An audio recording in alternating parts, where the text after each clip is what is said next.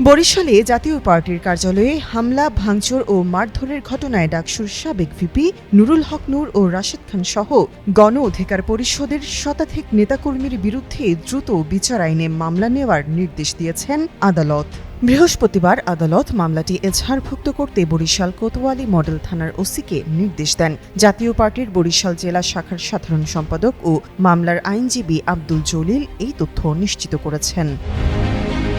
মামলার প্রধান আসামি করা হয়েছে গণ অধিকার পরিষদের কেন্দ্রীয় সভাপতি নুরুল হক নূরকে। এছাড়া সাধারণ সম্পাদক রাশেদ খান, বরিশাল জেলা সভাপতি HM শামীম রেজা ও সাধারণ সম্পাদক HM হাসান, মহানগরের সাধারণ সম্পাদক ফরহাদ হোসেন সহ দলের বিভিন্ন পর্যায়ের 25 জনের নাম উল্লেখ করা হয়েছে। এর পাশাপাশি অজ্ঞাতনামা 70 থেকে 80 জনকেও আসামি করা হয়েছে।